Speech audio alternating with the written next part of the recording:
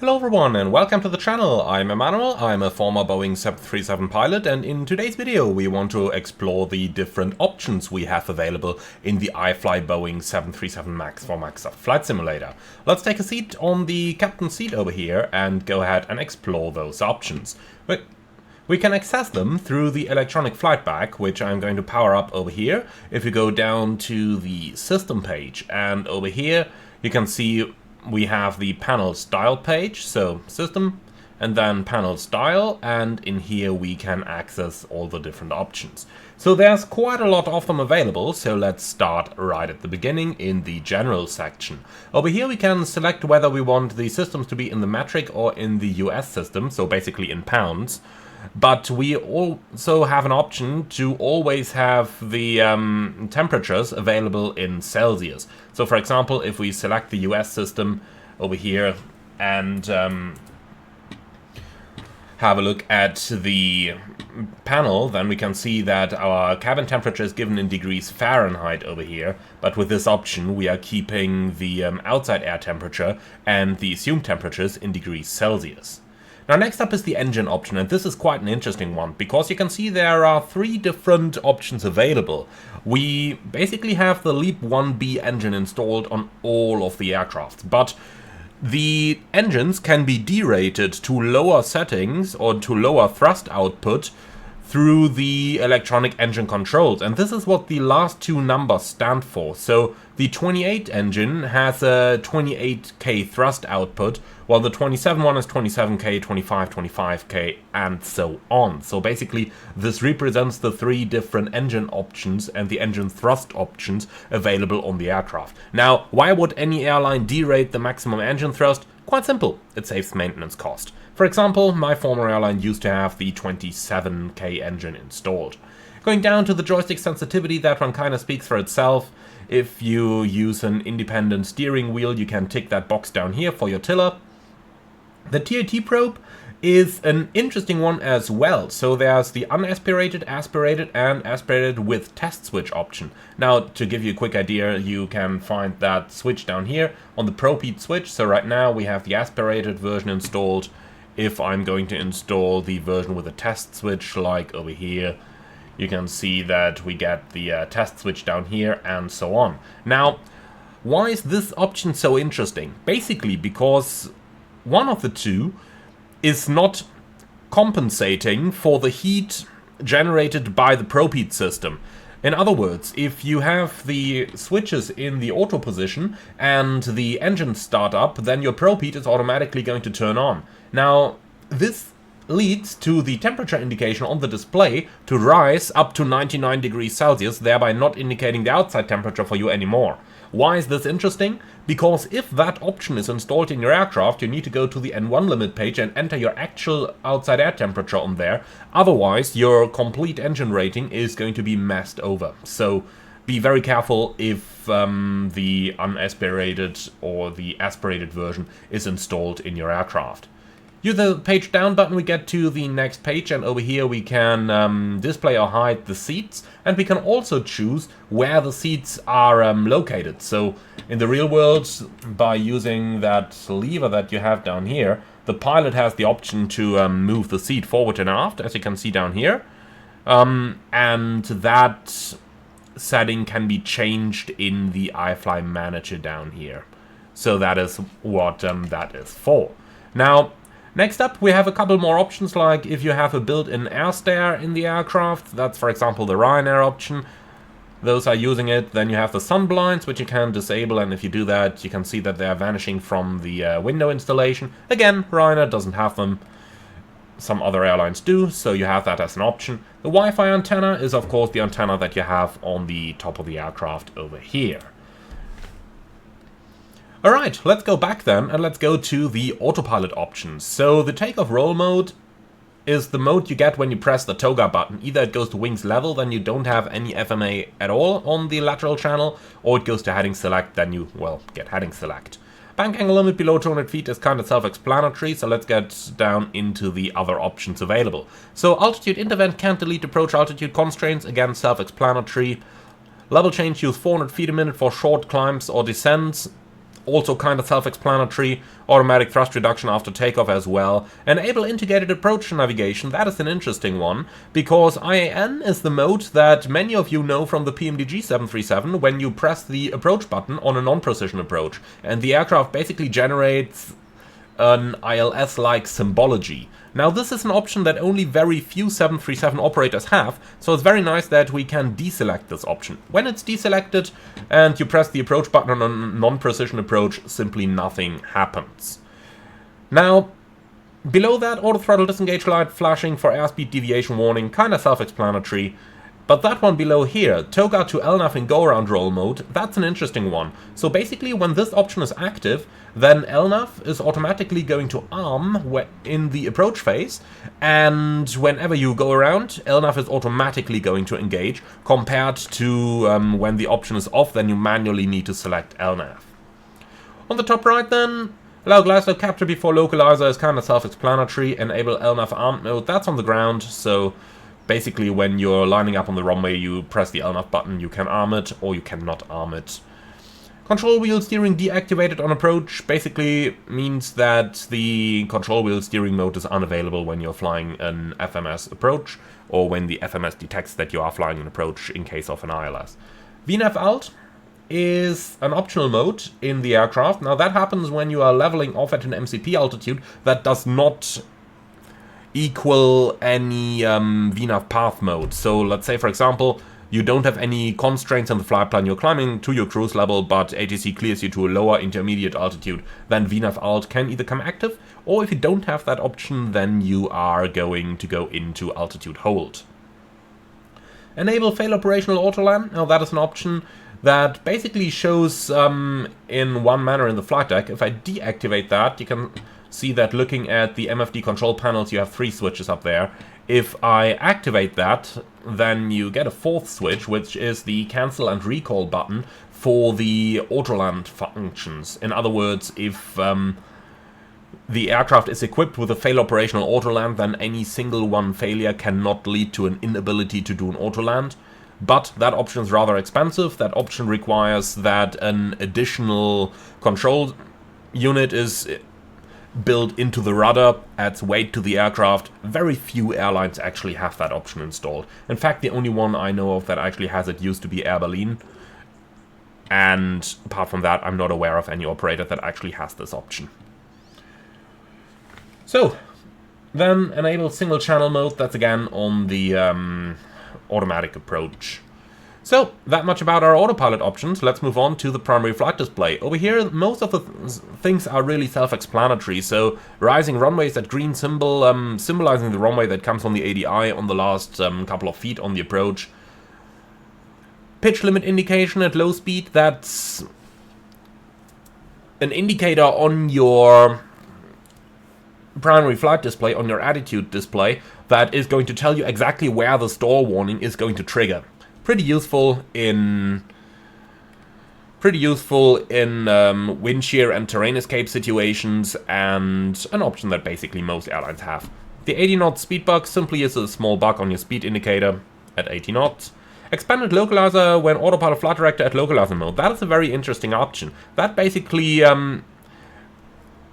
expands the localizer scale on your PFD so that it doubles in the area covered, or rather that the one dot that you normally have as maximum exceedance doubles in its size so that it covers the full scale. That makes it possible to fly the localizer quite a bit more precisely, and most airlines do have that.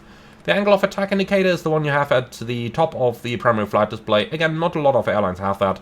Display landing flap reference basically shows you the landing flap setting that's been selected on the approach page on your speed indicator.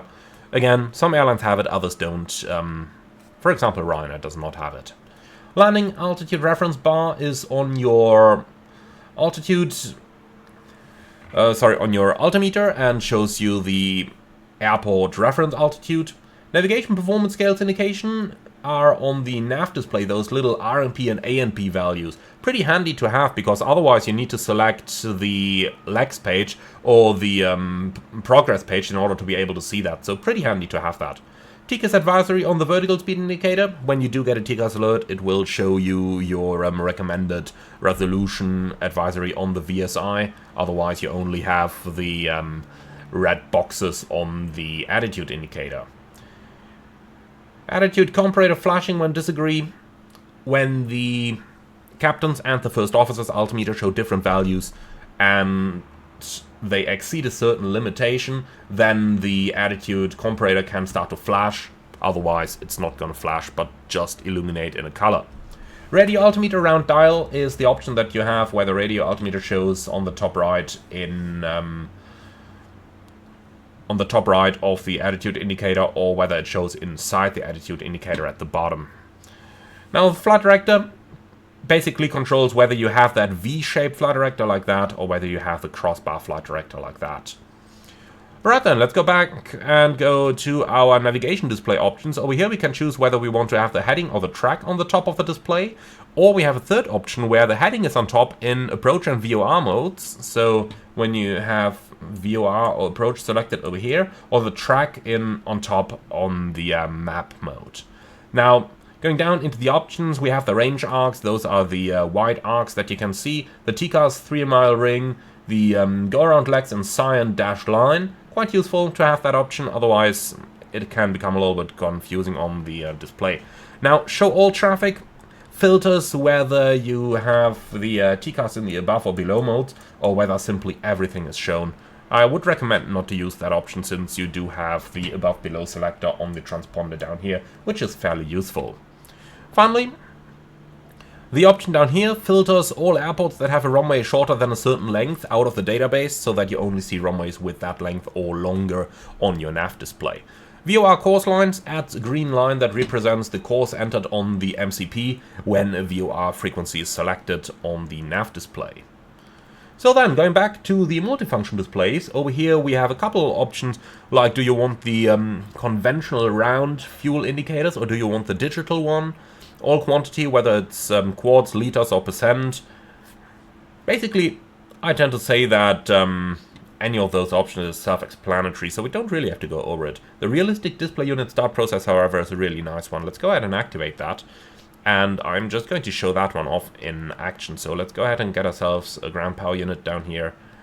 And then let's go ahead and start the displays up. Alright, the power is on, and the realistic display startup means that basically the units do take a while to boot up, so they are going to start booting now and then will eventually power up after a certain while. Now that can be up to a minute depending on how hot or cold the display units are. Personally, I do recommend to put this on at all times because it simply increases realism without any downside to it. Okay, going back into the different panel options available then. Always display reference and one readouts, that is on top of the gauges over here. Basically whether you always get that green readout, whether you, if you deselect this, only get it if you have applied a derate. Now, what's important to understand here about these displays is that the green display shown over here does not represent the one shown up here. The green basically shows you the maximum rating that is selected down here on the N1 limit page in the FMS. So if I put this to a 20% derate, you can see that this reduces, but if we keep this on the 27K and now I simply enter an assumed temperature like this, you can see these should stay right up here at the maximum. They should not go down. And that is why the digital readout might be useful. But looking at this over here, it seems that iFly has actually not simulated that correctly, so that system should behave a little bit different. I'm going to file a report about that. But that is why this option becomes important in the first place. The brake temperature system monitoring is what you can find on the system page down here, where you've got the tire pressure on the inside and then the temperature on the outside. Now, flap load relief light is what you can find down here. Basically, when you overspeed the flaps, they do retract to a higher setting, and if that happens, you are no longer in the landing flaps below the gate, so you might have to, or you have to, go around for that. Now the double D rate is basically what you've got down here. If we disable that option, then you can see, you should see that the D rates are going away. Can we get that? No? Interesting. Okay. Well, I'm using a beta version to record this, so forget about those bugs. Alright, enable flight control surface indication, that's what you have down here on the bottom of the system display.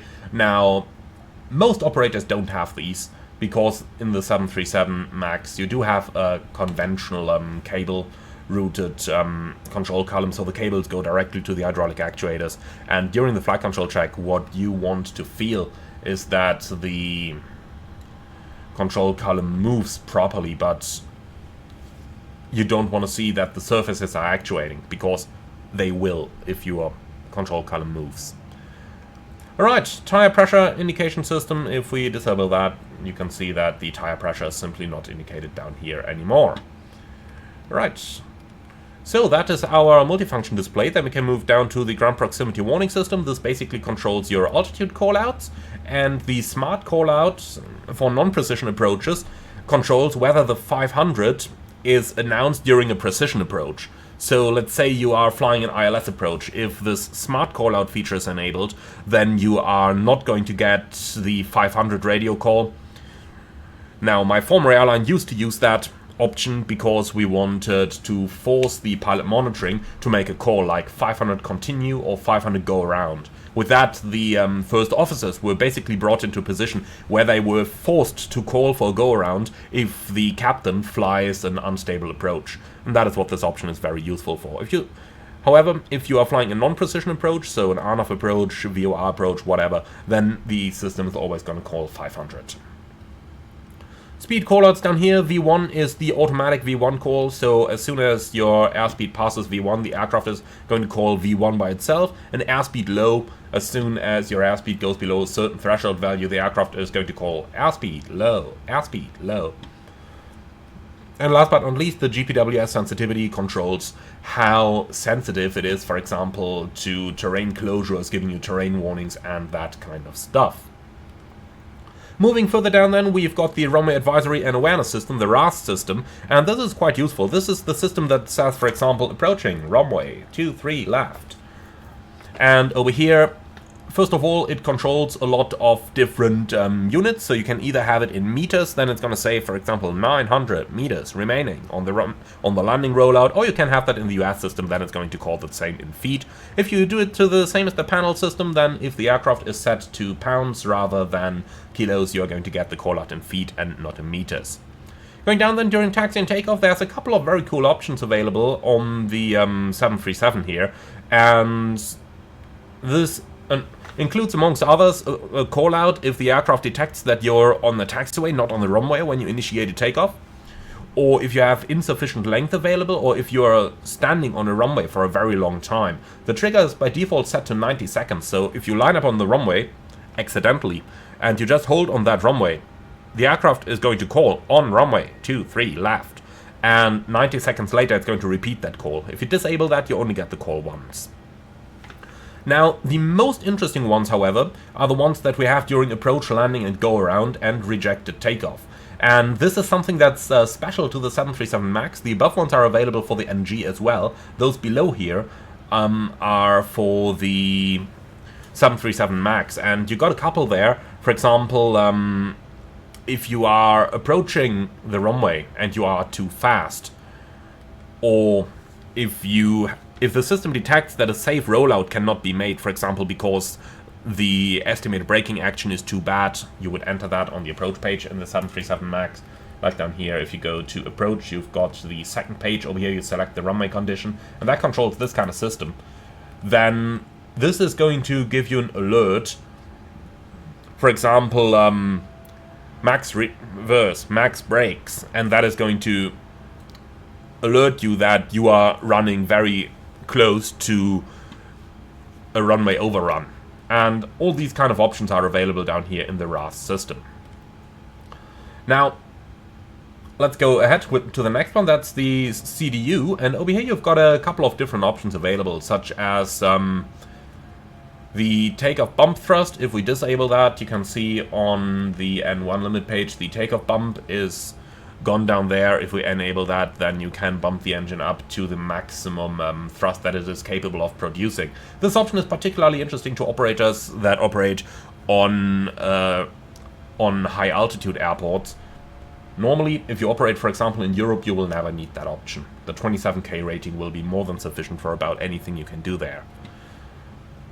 Now, a couple of interesting options that are available over here are the auto send altitude data to cabin pressurization panel.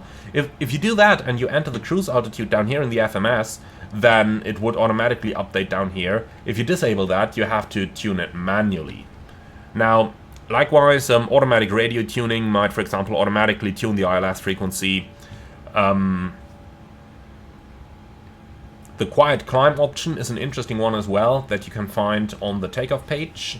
If you go to the takeoff page 2, then down here you have that cutback option. If you enable that, then you are going to go, then your N1 is going to significantly reduce in order to reduce the noise impact. For example, this is used, if I'm not completely mistaken, in a couple of US West Coast airports, but I've never seen that used in any European operation. So you either have that option or you don't have it. If you don't have it, it just doesn't show up over here.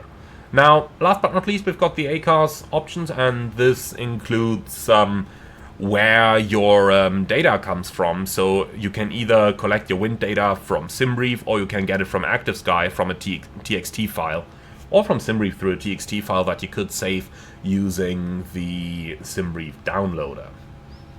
Now, going ahead, we have the other systems, and over here you've got a couple of options such as your IRS alignment time that you can select. You can select whether you want a realistic or simple park and brake logic.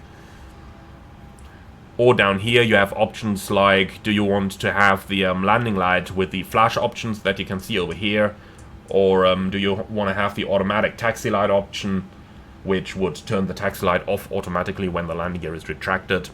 Whether you want to have ice detection probes, if the thrust mode in cruise should automatically change to climb, different tail skids, and most importantly, you can actually enable a heads-up display that we can use over here, which is a pretty cool option. Very well hidden in here if you ask me, but very nice to see that this is there.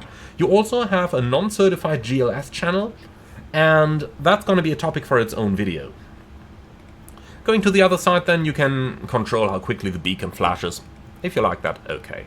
Last but not least, we do have the miscellaneous option, and this includes the intelligent cruise, which is quite similar to the auto cruise that you see featured on PMDG aircraft, but if this is enabled, the maximum simulation rate at the moment is just 2x.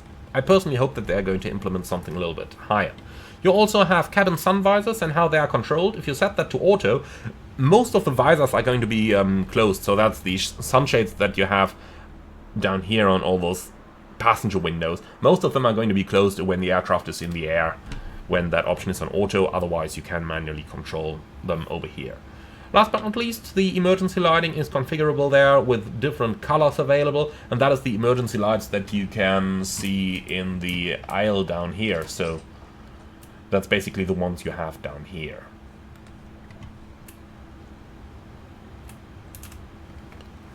Alright, one more page, and that is whether you want to synchronize the minimums and the barometric settings from the two EFIS control panels from the captain's and the first officer's side, which is quite useful. And that auto set trim value down here is automatically going to set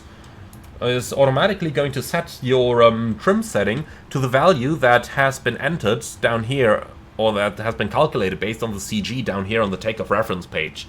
Now, that's an option that the real aircraft does not have available, but it is fairly useful for the simulator. Last but not least, you have a headphone simulation, which simulates sitting there with a headset on your eyes. Or did I say headset on your eyes? Okay. This video is certainly getting too long. Of course I meant on your ears. So that is what this option is about. Well, and that concludes the different options that are available in the iFly Boeing 737 MAX. I do hope you found this video interesting. Be sure to leave your feedback in the comments below. Let me know if there is anything you like in particular, or anything that you think should be added for a future version. Thank you very much for watching. I do hope you liked this video. Be sure to like, comment and subscribe, and if you love what I'm doing on this channel, I would appreciate a small donation through the Buy Me Coffee link in the video description below. Thank you for watching, and see you all again on the next one.